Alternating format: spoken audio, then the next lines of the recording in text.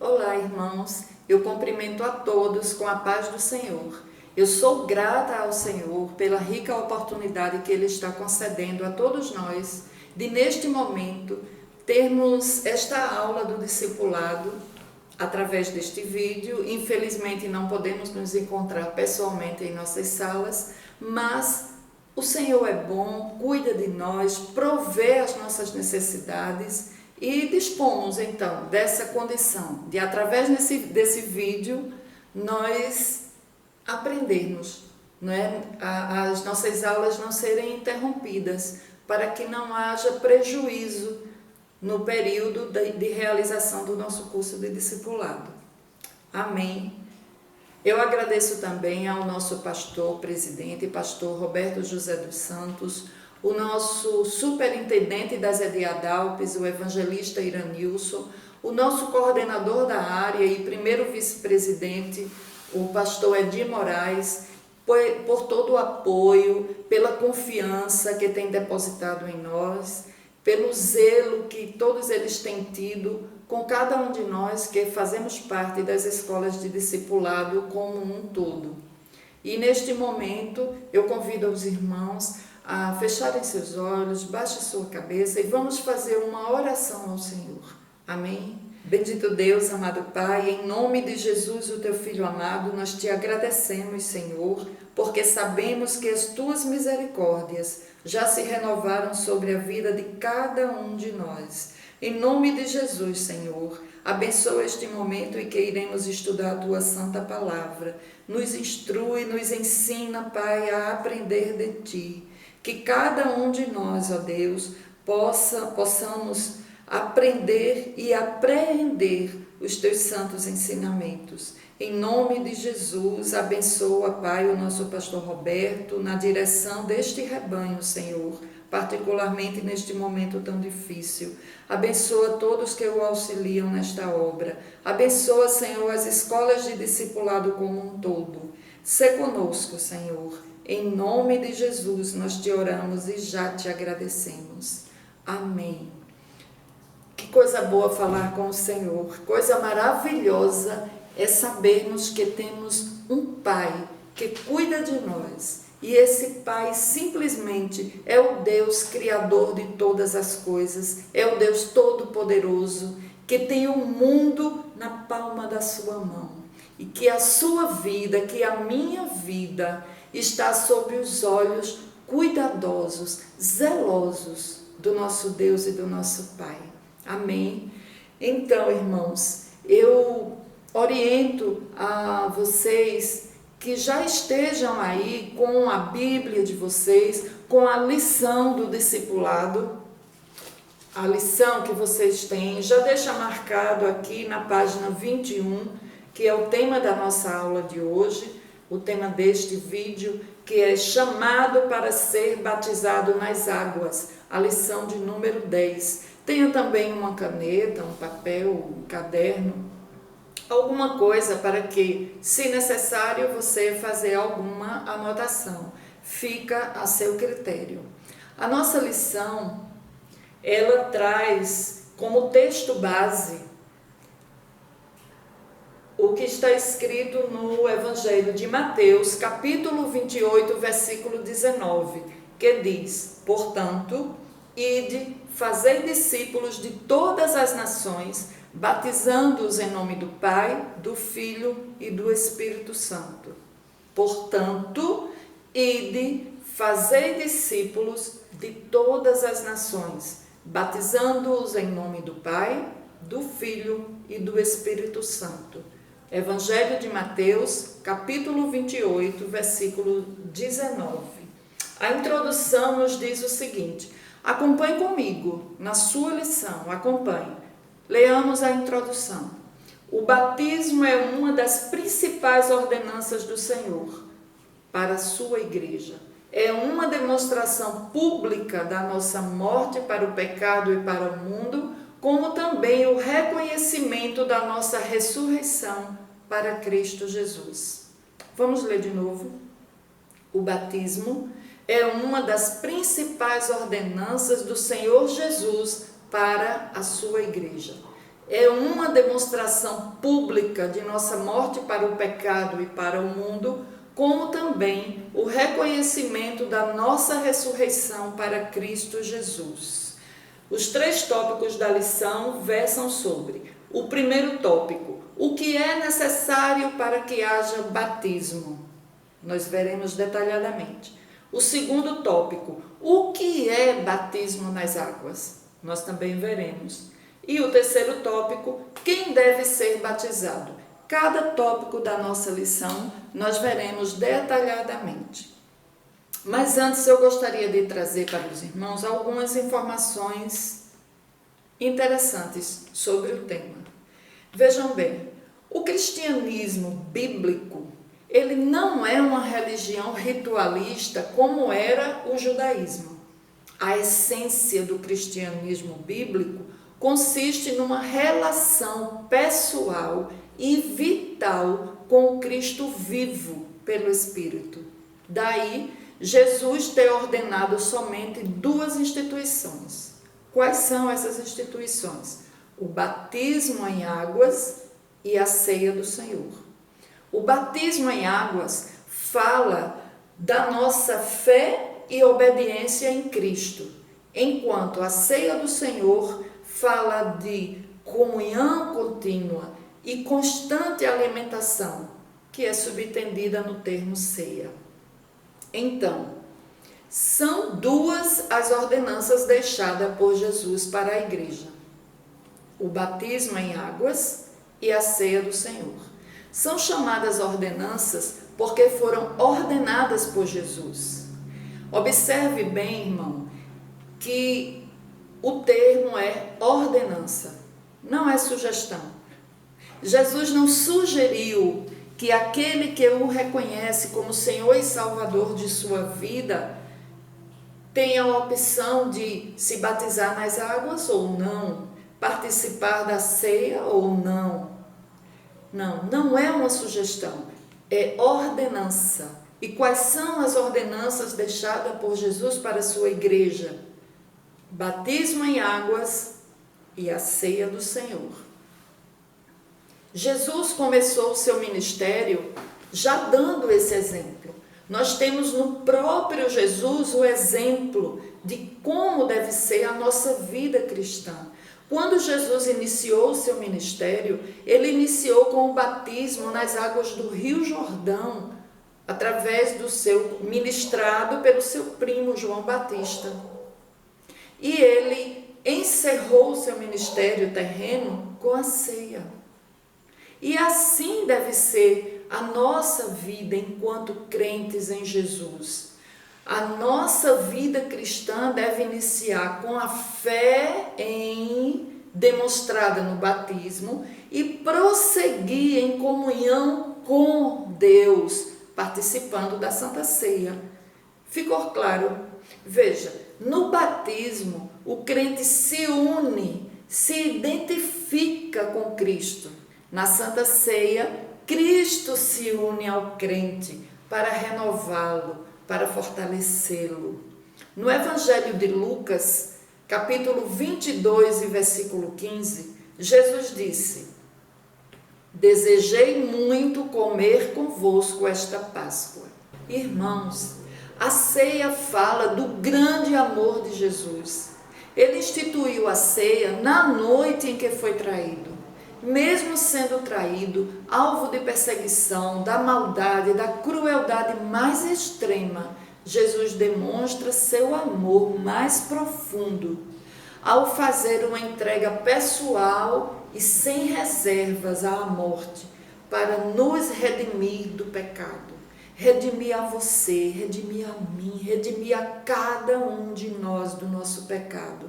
Mas a ceia não é um funeral, é uma festa. Jesus tomou o pão e deu graças ao Pai. Ele celebra com ações de graças. Jesus não foi para a cruz murmurando, lamentando, mas como ovelha muda vai para o matadouro, Jesus vai para a cruz como um rei caminha para a coroação. A ceia revela a alegria do Salvador de nos redimir do pecado. Meus queridos irmãos, precisamos entender e lembrar sempre de que Jesus morreu em nosso lugar.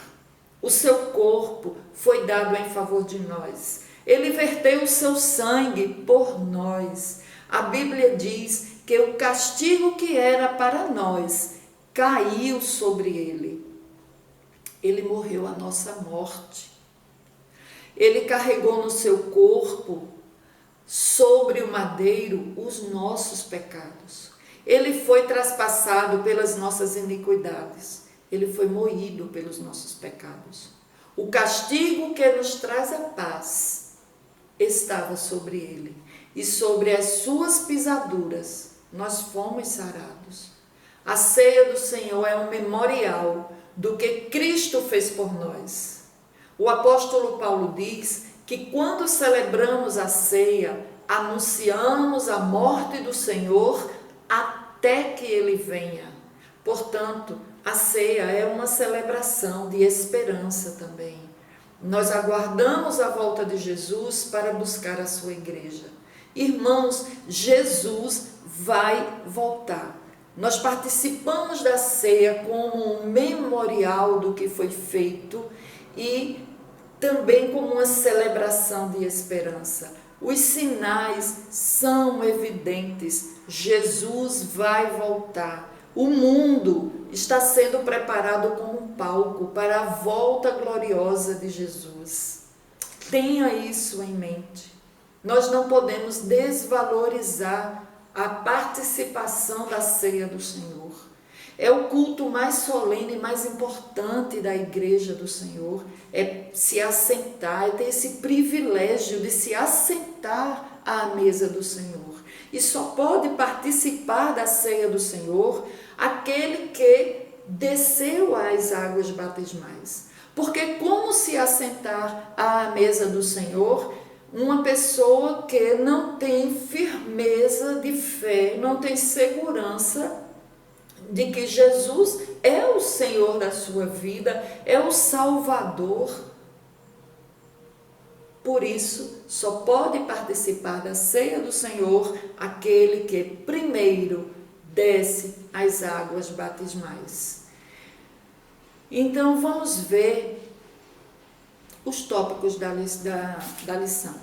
Veja, o primeiro tópico nos traz o que é necessário para que haja batismo. O que é necessário? É necessário que um candidato preparado, ou seja, aquele que quer descer às águas batismais, ele deve estar preparado. Preparado como? De que forma? É necessário um ministro para oficializar o ato do batismo. Porque na Bíblia não existe autobatismo. Nós veremos isso. E é necessário que haja água abundante para que o batismo seja por imersão. Vamos ver esses três tópicos. Um texto que a nossa lição nos indica para a leitura encontra-se no livro de Atos, capítulo 8, dos versículos 36 dos versículos 26 ao 39. Atos dos Apóstolos, capítulo 8, versículos 26 ao 39. Texto que tem como título Filipe e o eunuco etíope. Este texto ele é basilar para compreendermos o que é necessário para que haja o batismo. Com a compreensão deste texto, nós teremos as respostas para essa questão. Leiamos juntos. E o anjo do Senhor falou a Filipe, dizendo: levanta-te e vai para a banda do sul, ao caminho que desce de Jerusalém para Gaza, que está deserto. E levantou-se e foi.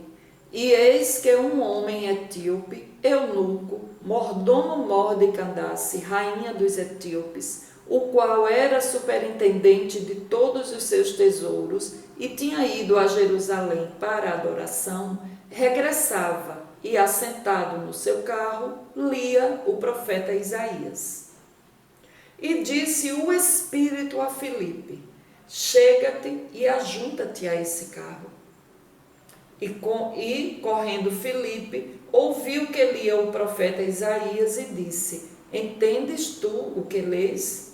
E ele disse: como poderei entender se alguém não me ensinar? E rogou a Filipe que subisse e com ele se assentasse. E o lugar da escritura que lia era este, abre aspas, foi levado como a ovelha para o matadouro, e como está mudo o cordeiro diante do que o tosquia, assim não abriu a sua boca. Na sua humilhação foi tirado o seu julgamento. E quem contará a sua geração? Porque a sua vida é tirada da terra. E respondendo o eunuco a Filipe, disse: rogo-te, de quem diz isto o profeta? De si mesmo ou de algum outro? Então, Filipe, abrindo a boca e começando nesta escritura, lhe anunciou a Jesus. E indo eles caminhando, chegaram ao pé de alguma água, e disse o eunuco: eis aqui água, quem impede que eu seja batizado? E disse Filipe: é lícito, se crês de todo o coração. E respondendo ele, disse: creio que Jesus Cristo é o Filho de Deus. E mandou parar o carro, e desceram ambos à água, tanto Filipe como o eunuco, e o batizou. E quando saíram da água, o Espírito do Senhor arrebatou a Filipe, e não o viu mais o eunuco, e jubiloso continuou o seu caminho. Glória a Deus, aleluia. Este texto nos fala do primeiro batismo cristão apresentado em maiores detalhes na Bíblia. Neste texto que nós acabamos de ler, nós temos um modelo para a forma do batismo e vemos que já na evangelização o batismo era ensinado aos novos convertidos, o que nos faz saber que ninguém deve demorar para se batizar após ter feito sua decisão de servir a Jesus. Além disso, vemos que quando o eunuco foi esclarecido sobre a obra redentora de Jesus Cristo e creu de todo o coração, ele não teve dúvida acerca disso, ele estava pronto para ser batizado. Então, no primeiro tópico que diz a pessoa precisa estar preparada, a preparação é essa, é crer na obra salvífica de Jesus, crer que o Senhor Jesus derramou seu sangue puro naquela cruz maldita para salvar a humanidade. Crer no texto que está registrado no Evangelho de João, capítulo 3, versículo 16, porque Deus amou o mundo de tal maneira que deu o seu Filho unigênito para que todo aquele que nele crê não pereça, mas tenha a vida eterna. Você crê, meu irmão? Você crê, minha irmã, que Jesus é o Cordeiro de Deus para tirar o pecado do mundo? Que Jesus morreu e padeceu naquela cruz maldita por amor a você, para lhe libertar dos seus pecados? Você crê que Jesus morreu naquela cruz, que ele foi sepultado, mas que ao terceiro dia ele ressurgiu, ele ressuscitou e ele está sentado à direita do Deus Pai Todo-Poderoso e que está olhando por você? Você crê? Então você está preparado para descer as águas batismais. Nesse texto também, nós vemos que há necessidade, a nossa lição nos diz que há necessidade de um ministro para oficializar o ato do batismo, porque a Bíblia não tem nenhum caso de autobatismo, não existe isso, isso não é bíblico. Então, no texto que nós lemos, Filipe foi quem ministrou o batismo, e também outra passagem no livro de Atos ainda, capítulo 10, nos versículos 47 e 48, temos Pedro como ministro, do batismo. E o terceiro ponto diz que é necessário, para que haja o batismo, água abundante, muita água, para que o batismo seja por imersão.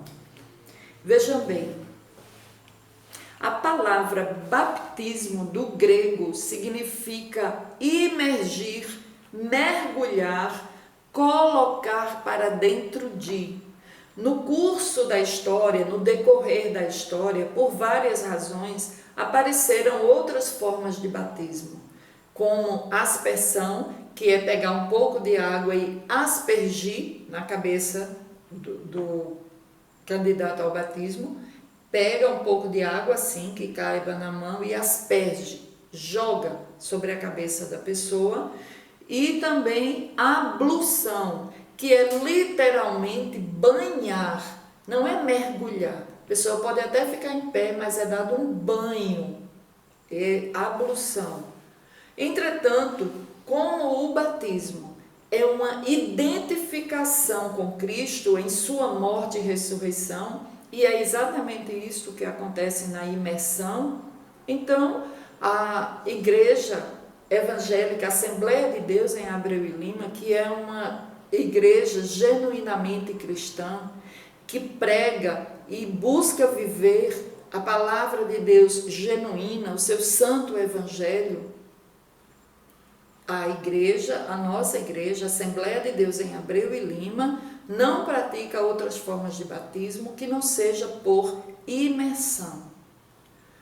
Veja, a validade do batismo por imersão é confirmada pela comparação que o apóstolo Paulo faz entre o batismo e a morte, sepultura e ressurreição de Cristo. A morte do crente para o pecado é tão real quanto a morte e a ressurreição de Cristo. Veja bem, quando o crente emerge na água, ou seja, ele é colocado, coberto pela água, quando ele emerge no tanque batismal, ali está representando a morte do eu, a morte para o pecado, para o mundo. E quando ele submerge, quando ele sai da água, ali está representando a ressurreição de Cristo e a ressurreição do crente para uma nova vida. Não é mais a vida de pecado, é uma nova vida em Cristo Jesus. A palavra de Deus diz que eis que tudo se fez novo, as coisas velhas já passaram, agora tudo se fez novo.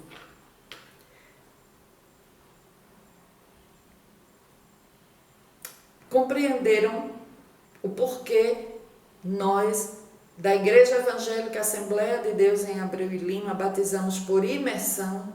Então, lá no templo sede em Abreu e Lima, existe um tanque batismal e ali existem os ministros, e no dia, na data acordada, tudo direitinho, nós estaremos lá todos reunidos, nos alegrando com a participação dos irmãos, nessa decisão que é a segunda decisão mais importante da sua vida, depois da decisão de ter aceitado Jesus como Senhor e Salvador da sua vida, que é se decidir descer às águas batismais. Você vai compreender o porquê disso mais adiante. Vamos seguindo. O segundo tópico da lição nos traz a pergunta: o que é batismo nas águas? Veja, a lição traz esses tópicos. O que é batismo nas águas? É demonstração de arrependimento, é reconhecimento da obra redentora de Cristo demonstrada na profissão de fé, é demonstração da morte para o mundo e da ressurreição para uma nova vida com Cristo, é o cumprimento de uma ordem do Senhor Jesus e é a confirmação de um compromisso com o reino de Deus. Vamos ver cada ponto desse. Vejam bem, meus irmãos, o batismo nas águas é a demonstração pública de arrependimento, morte para o eu, como eu já falei, e novo nascimento por meio do Espírito Santo. É a confirmação de que o crente aceitou a salvação em Cristo Jesus. O batismo é o passo mais importante na vida cristã depois da salvação. Eu disse isso agora há pouco. A partir do batismo, inicia-se uma nova vida. Deus espera que nós tomemos a decisão pelo batismo. Meus amados irmãos em Cristo, o batismo não salva, mas é um sinal de um coração regenerado. Se você compreende que o amor de Deus cobriu os seus pecados e você se sente compelido a abandoná-los e iniciar uma nova vida como seguidor de Cristo, como discípulo de Cristo, como servo de Cristo, então não adie essa decisão. Não adie. Somente aqueles que lavaram suas vestes no sangue do Cordeiro são capazes de guardar seus mandamentos. A obediência, irmãos, nunca é a base da graça, mas a graça de Deus é a única base para a nossa obediência. Foi a desobediência que motivou a saída dos nossos primeiros pais do Éden e os privou de desfrutar da árvore da vida. E é somente através do sacrifício de Cristo, o qual resultou de uma vida de submissão e obediência, que qualquer ser humano poderá entrar na Jerusalém celestial e ter direito à árvore da vida. Jesus nos deu o exemplo de submissão e obediência. O terceiro tópico da nossa lição nos fala quem deve ser batizado. Esta pergunta. A primeira resposta, aquele que crê. Essa resposta está baseada em um texto bíblico que se encontra no Evangelho de Marcos, capítulo 16, versículo 16. Abra sua Bíblia.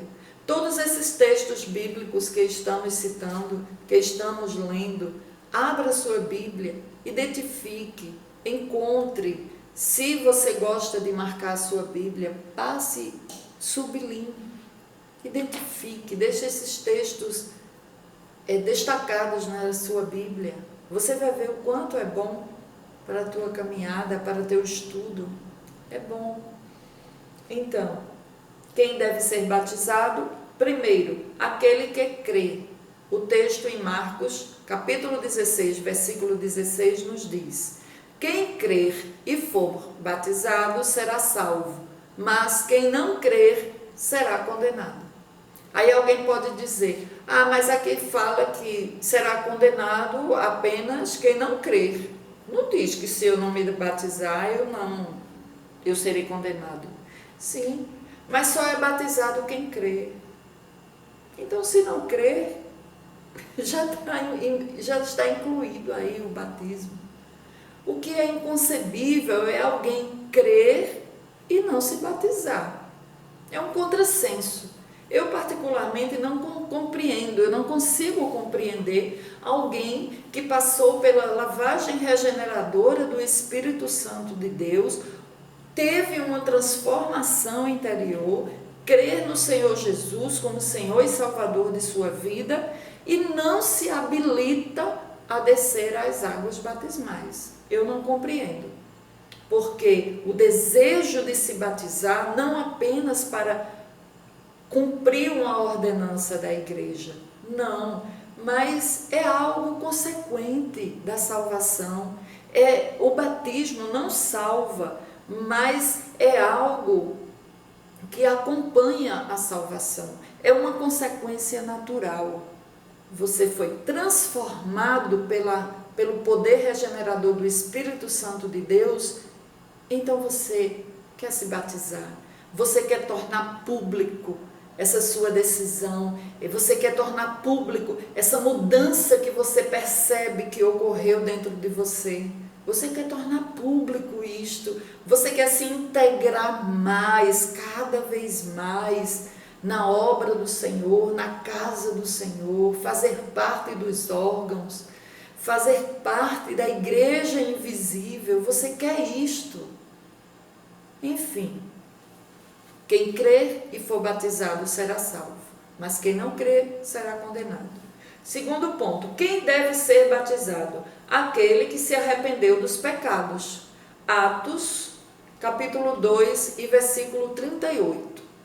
E disse-lhes Pedro: arrependei-vos, e cada um de vós seja batizado em nome de Jesus Cristo para perdão dos pecados, e recebereis o dom do Espírito Santo. Quem deve ser batizado? Aquele que já foi instruído nos rudimentos da fé. Mateus capítulo 28, versículo 19, que é o texto base desse nosso estudo, que diz: portanto, ide, ensinai todas as nações, batizando-as em nome do Pai, do Filho e do Espírito Santo. Você note que neste texto vem primeiro o termo ensinar e logo em seguida batizar. Portanto, ide, ensinai todas as nações, batizando-as. No texto, na tradução que foi colocada aqui na parte superior da nossa lição, tem: portanto, ide, fazei discípulos de todas as nações. Fazer discípulo é ensinar. É ensinar. Então, primeiro, a pessoa deve ser instruída nos rudimentos da fé. Saber, conhecer a razão da sua fé. Por que eu creio em Jesus? Por que eu tive a necessidade de ter Jesus em minha vida? Enfim, a razão da sua fé. A quarta resposta para quem deve ser batizado diz: aquele que foi instruído acerca dos costumes da denominação. No nosso caso, o candidato ao batismo deve estar inteirado da doutrina e dos costumes da Assembleia de Deus. Olha, irmãos, em relação à doutrina da Assembleia de Deus, para iniciar, você vai lá para o final da lição, que você tem em mãos, a página de número 36. Aqui tem o credo das Assembleias de Deus. Em que cremos? Você vai fazer parte da Assembleia de Deus em Abreu e Lima, você precisa conhecer a doutrina da igreja que você quer fazer parte. Que doutrina? Nós cremos em um só Deus, eternamente subsistente em três pessoas, o Pai, o Filho e o Espírito Santo. Cremos na inspiração verbal da Bíblia Sagrada, única regra infalível de fé normativa para a vida e o caráter cristão.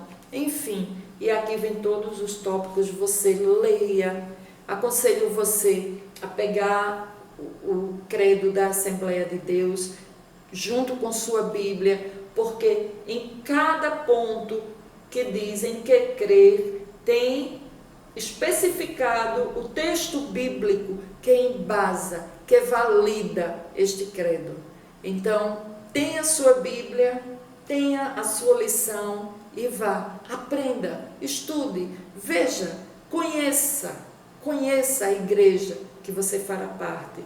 Temos aqui a doutrina do dízimo, a doutrina das ofertas voluntárias, enfim, fala da competência da administração de todos os recursos, de quem são, fala um pouco da Convenção Geral das Assembleias de Deus do Brasil, como iniciou-se a Assembleia de Deus no Brasil, fala um pouco da CGADP, conta um pouco da história da nossa Assembleia de Deus em Abreu e Lima, fala um pouco do trabalho desenvolvido pela Assembleia de Deus, enfim.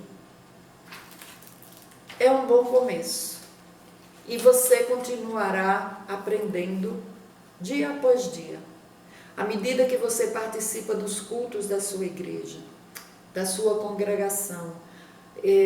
Procure participar sempre, se esforce, no que depender de você, esteja sempre nos cultos de doutrina da tua congregação, nos cultos de domingo. Culto de doutrina é culto de ensino. É lá que você vai aprender as doutrinas bíblicas. Participe da classe de escola dominical. É na escola dominical que nós aprendemos os assuntos teológicos, tudo que envolve o Evangelho de Cristo. Enfim, estude. A palavra de Deus diz que o Senhor Jesus crescia na graça e no conhecimento. Na nossa vida, na nossa caminhada cristã, nós precisamos crescer na graça e no conhecimento. Nós precisamos consagrar a nossa vida, consagrar o nosso viver diário. Precisamos orar, precisamos jejuar, precisamos participar das atividades de nossa igreja, dos trabalhos evangelísticos, da escola dominical, nos envolver nos órgãos da igreja, viver, ter uma vida viva de crente em Jesus. Amém? E em relação aos costumes da Assembleia de Deus, a nossa próxima lição fala chamado para ser igreja de Cristo. Logicamente que esta lição enfatiza, o enfoque é a igreja universal, a igreja invisível, não é a congregação, não é a denominação. Mas, devido ao tempo, na próxima lição eu trago falando um pouco dos costumes da nossa igreja. Continuando a pergunta, quem deve ser batizado?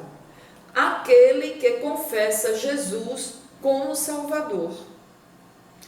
1 João, a primeira carta de João, capítulo 2, versículo 23, diz o seguinte: qualquer que nega o Filho também não tem o Pai, e aquele que confessa o Filho tem também o Pai.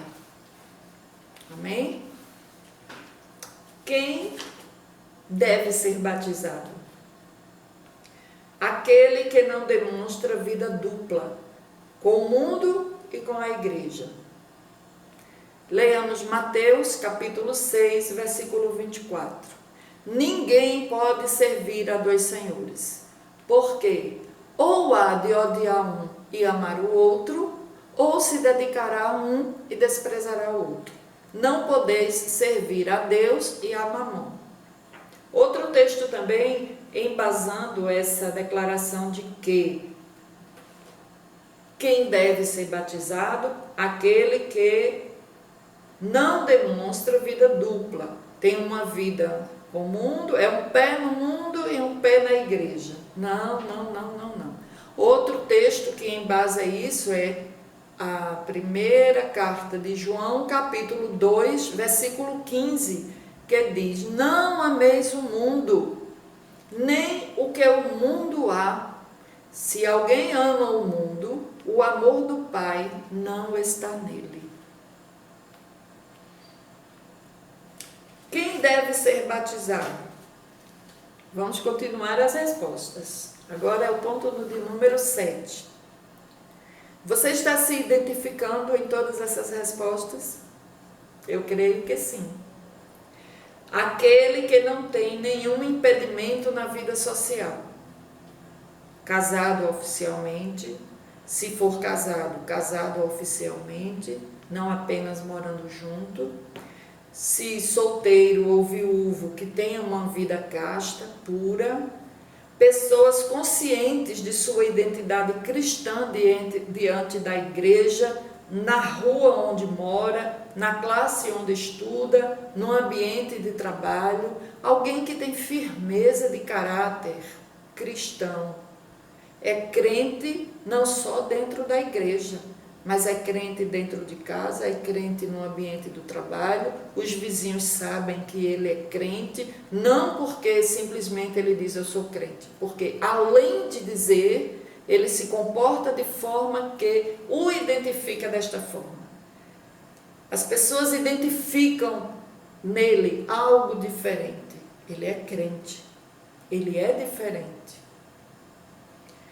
Então, embasando esta afirmativa, temos 1 Coríntios, capítulo 10, versículos 31 e 32.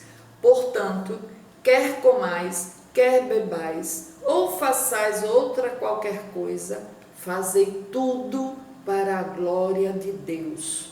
Portai-vos de modo que não deis escândalo, nem aos judeus, nem aos gregos, nem à igreja de Deus.